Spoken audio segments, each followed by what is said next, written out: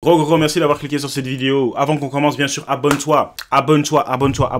Super important, et like la vidéo. Let's get it. Les gens qui disent ouais, vous allez finir seul avec des chats, réalisent pas que des fois quand t'es marié, t'es beaucoup plus seul que quand t'es célibataire. Tu vois, là, je viens de découvrir que j'ai une pneumonie. Ça fait 5 jours que je me tape des 40 de fièvre et que je suis toute seule avec mes 3 enfants. Puisque mon mari est en formation à 6 heures de vol de chez nous. Je n'ai aucune famille, aucune amie qui peut m'aider, puisqu'elles ont toutes des travails, beaucoup d'enfants. Et ma belle-mère a de gros problèmes de santé, donc elle c'est pareil, elle ne peut pas nous aider. Je peux vous assurer les gars, que la meuf célibataire avec ses 3 chats, qui a une pneumonie, eh ben elle s'est sentie sûrement beaucoup moins seule que moi à l'heure actuelle. Premièrement, parce que quand tu es célibataire, tu prends mieux soin de toi, puisque tout ton temps t'appartient. Tu peux plus facilement créer des relations. Puisque quand tu es parent, la fatigue, les plannings, les activités, etc. Donc maintenant, les gens se plaignent d'être parents maintenant. Parce que dans ce cas-là, n'est pas d'enfant alors. Les plannings, les activités, etc. C'est toujours plus difficile de garder des liens. Donc Non, c'est à toi de t'organiser pour garder tes liens avec tes amis, c'est tout. Il y a les réseaux sociaux pour garder les liens avec les amis. Donc, t'as même pas besoin, en vrai, t'as même plus besoin de te déplacer. Tu fais des FaceTime pour garder et rester en contact. Donc, non, tu t'organises mal, cousine, c'est tout. C'est vrai ce que M. Barbebleu dit aussi. Tu vois, il y a moyen de s'organiser. Ça, c'est un choix. Combien de personnes tu connais maintenant? Tes meilleurs potes en secondaire, tes meilleurs potes même en école primaire, tes meilleurs potes à l'UNIF, tu les parles plus. Ton meilleur pote au club de foot, tu le parles plus. C'est un choix que tu fais. Il y a personne qui t'empêche de rester connecté avec les gens que tu connaissais avant, de garder le contact avec tes amis. Il y a personne qui t'empêche. Mais être parent, avoir des gosses, comme elle dit ici, elle a 3 enfants, c'est un boulot full-time. Mais c'est un choix que tu as fait, tu vois, donc il faut assumer. Peut-être que les membres de ta famille et tes amis, peut-être qu'ils t'aiment pas tant que ça, en fait. Ils t'ont ghosté, c'est tout. Qu'est-ce qu'ils racontent? Donc tu t'isoles beaucoup plus. Et, cerise sur le gâteau, énormément de mamans, comme moi, n'ont pas anticipé le fait qu'il faudrait avoir du soutien et un village le jour où elles voudraient avoir des enfants. Et pourquoi elles l'ont pas anticipé? Eh bien parce que leur mère, c'était les fameuses superwomen dont tous les mecs parlent dans les commentaires, les mamans qui travaillaient, qui nettoyaient, qui faisaient à manger, qui faisaient tout, sans se plaindre, sans aide. Donc, on a grandi avec cette image que la femme n'a pas besoin d'être aidée. Elle peut tout faire toute seule. Oh là Donc on n'a pas là. anticipé, on n'a pas organisé nos vies. Je sais pas de quelle superwoman une femme n'a pas besoin d'aide. Tout le monde a besoin d'aide, tu vois ce que je veux dire. Un homme a besoin d'une femme, une femme a besoin d'un homme. Et c'est ça qui rend le couple tellement merveilleux. Si tu veux la prendre à la plus traditionnelle, bien sûr, ouais, il y a certaines personnes qui disent, voilà, l'homme va travailler, il gagne l'argent, et la femme s'occupe du foyer et s'occupe des enfants. Tu vois ce que je veux dire. Ça aussi, ça peut être une harmonie. Si ça marche, ça marche. Mais l'un a besoin de l'autre. Et bien sûr, tu peux prendre les 2 rôles, ou bien les 3 rôles, ou tous les rôles sur toi-même. Mais voilà, à un certain moment, tu vas souffrir, à un certain moment, tu vas être fatigué. Mais elle est en train de se plaindre, et elle fait tout sauf assumer. Voilà, c'est tes choix, t'es mature, t'es une adulte, il faut assumer. Come on, bro, are you serious? Mais au bout d'un moment, vous dites que vous êtes intelligente, vous êtes mature, vous réfléchissez à tout, vous avez un 6e sens. Ça, tu l'avais pas calculé, ça. Hein, ton 6e sens ne t'a pas permis de l'imaginer, de le savoir, ça. Eh, vas-y, les meufs. La vérité, c'est que maintenant qu'on est adulte, nos mères, elles sont honnêtes avec nous et elles nous disent qu'elles ont énormément souffert, que c'était très dur, elles sont tombées malades, elles ont fait des burn-out, elles ont beaucoup pleuré, mais elles ne voulaient pas nous faire porter ce fardeau, donc elles ne nous en parlaient pas.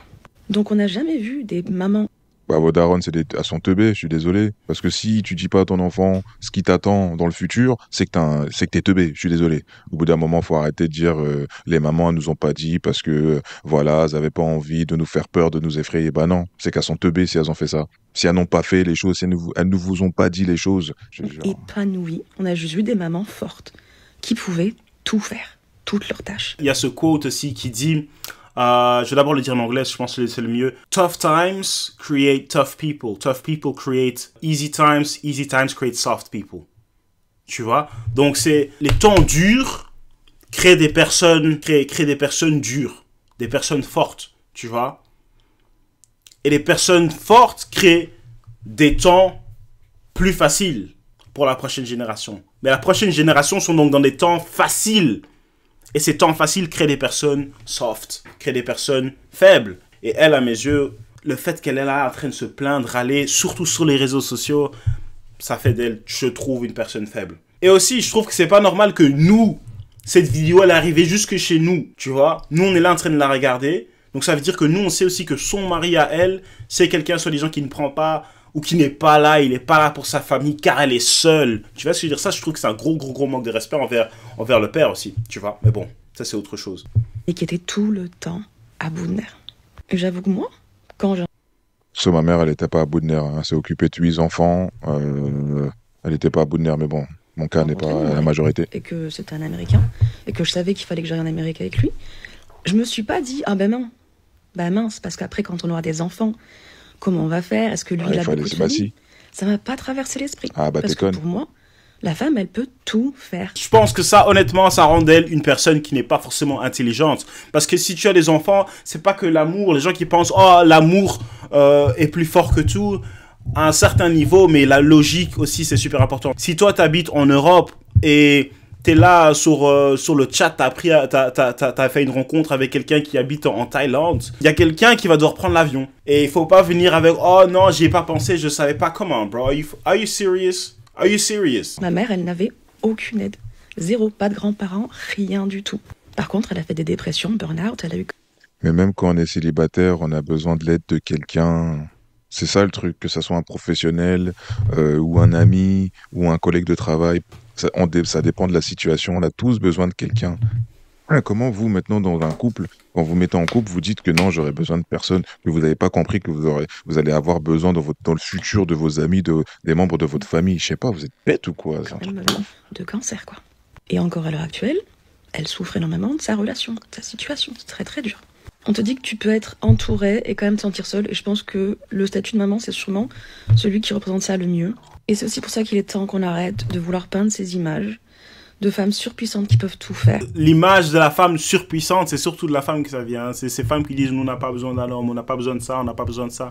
Il n'y a pas beaucoup d'hommes qui sont là en train de faire la promotion pour les femmes, leur dire que les femmes n'ont pas besoin de nous. Les filles, si ça vous plaît d'être la boniche, l'esclave de votre mari, ça vous regarde, c'est votre problème. Mais n'encouragez pas d'autres femmes à faire la même chose. J'ai fait une vidéo pour dire que quand une maman est en congé parental, le papa, quand il rentre du travail, il doit aussi participer à tout ce qui est tâches, enfants et maison. Et là, j'ai une maman qui a fait un duo en disant « Mais qu'est-ce qu'elle raconte? Je ne travaille pas, je vais pas partager les tâches ménagères avec mon mari qui travaille. » Alors, première chose, oui, tu travailles. Tu travailles à l'intérieur de la maison. Ça s'appelle du travail domestique. Les 8 heures où ton mec, il est au bureau ou je ne sais quoi, toi, tu n'es pas là en mode dodo, à rien faire. Ces 8 heures-là, tu es à fond à devoir t'occuper de ton enfant. Elle dit des trucs qui sont vrais, mais en même temps, elle dit des trucs qui sont un peu n'importe quoi, tu vois. Bien sûr, moi, je pense que une femme au foyer, une mère au foyer, n'est pas quelqu'un qui ne travaille pas. Une mère au foyer travaille. Ma mère a toujours été mère au foyer et honnêtement, moi, je l'ai vue, elle travaille. Mais il faut pas qu'elle commence à parler avec, ouais, t'es tout le temps, pendant 8 heures, t'es toujours en train de bosser. Si la maison n'est pas un désordre, si les courses ont été faits hier, et si les enfants sont à l'école ou bien l'enfant est à la crèche, il y a ces moments-là où tu peux... Ah, on va pas mentir, faut un peu se calmer. Mais moi, perso, en tant qu'homme, que tu travailles ou que tu travailles pas, si t'aimes ta femme, je pense que de toi-même, tu vas commencer à l'aider un peu. Ça va, bébé, qu'est-ce qu'il faut encore faire? Ou bien si t'as besoin d'aide avec un petit truc, etc., etc. Ma mère, elle disait toujours, c'est pas la course à celui-là qui fait le moins. Tu comprends? C'est 100%, c'est pas 50-50. Deuxièmement, si ton mec était célibataire à l'heure actuelle, il devrait quand même aller travailler, faire Mes cousines, je vais la laisser parler, pardon. exactement le même nombre d'heures, d'accord? Pourtant, en rentrant, il devrait faire les courses, le ménage, etc., etc. Le fait que toi, tu travailles dans la maison à t'occuper de ton enfant pendant 8 heures n'est pas une raison pour laquelle subitement, oh, il est plus capable de passer le balai, il a plus d'énergie. Le travail qu'il faisait est le même. J'espère qu'elle parle de plus que passer le balai. Et encore une fois, moi je sais pas de quel enfant elle parle. Peut-être que c'est un enfant qui peut que être à la maison. Si l'enfant est entre guillemets normal, il va à l'école. L'enfant est à la crèche. T'es pas là 8 heures d'affilée en train de t'occuper d'un enfant. That's cap. Donc elle dit n'importe quoi. Mais du coup, le fait que elle travaille pas, du coup, est-ce que je peux lui demander aussi de payer les factures? Puisque si elle était célibataire, bah, elle aurait dû payer les factures. Est-ce que moi aussi, je peux lui dire de payer les factures maintenant?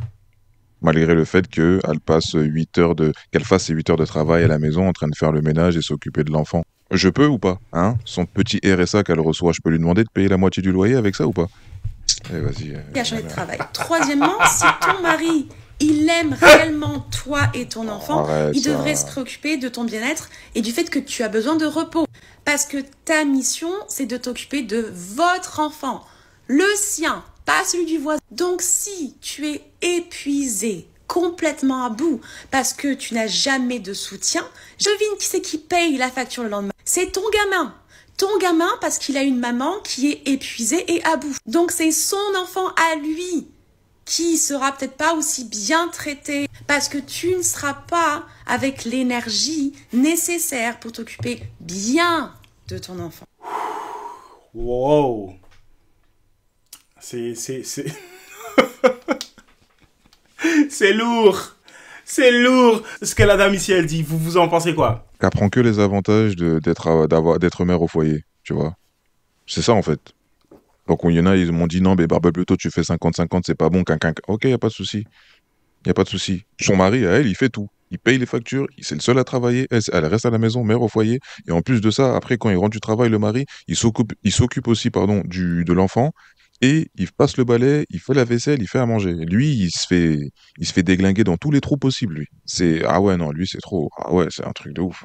Vous avez tous les deux besoin d'être reposés parce que vous avez Aïe, tous les aïe, deux aïe, une aïe, mission à aïe, accomplir aïe, aïe, aïe, tous aïe. les jours. Donc si ton mec, il va de 8h à 18h au boulot et qu'après, il est posé à partir de 18h, il n'a pas besoin de se lever pour faire la vaisselle, passer le balai, faire à manger, changer une couche. Mais que toi, qui manque de sommeil parce que tu t'es réveillé la nuit, Passer le balai, c'est quelque chose qui dure pas forcément longtemps.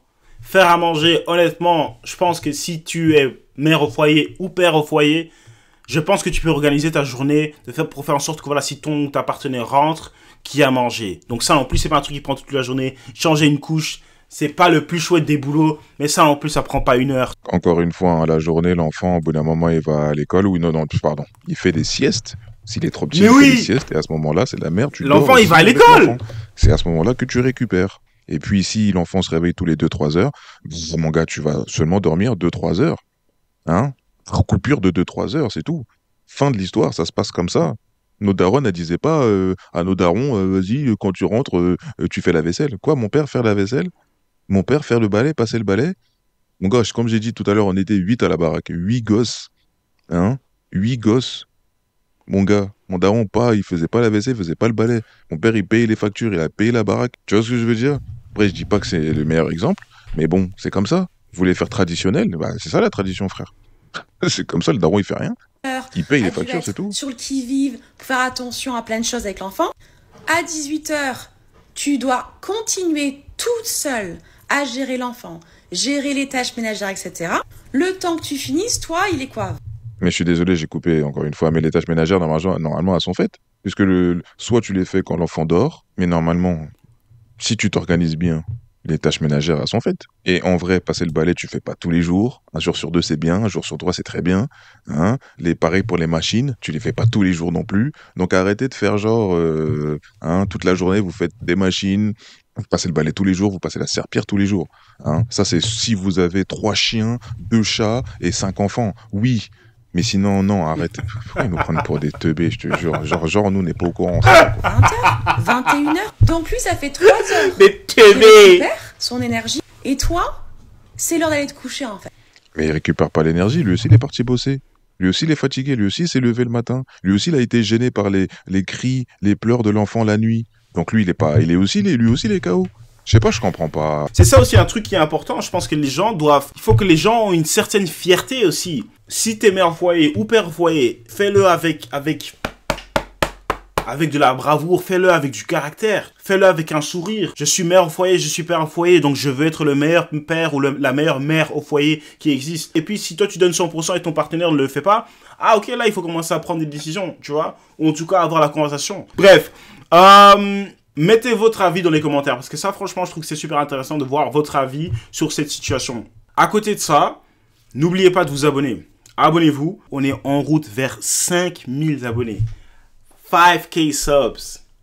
Les gars, on devient de plus en plus nombreux. It's amazing. Je suis vraiment curieux de voir jusqu'où on va aller. Donc les gars, abonnez-vous, likez la vidéo. Sinon, à part ça, tout a été dit. On se voit au top. Mais on se voit surtout pour la prochaine vidéo. Ciao, ciao, thanks.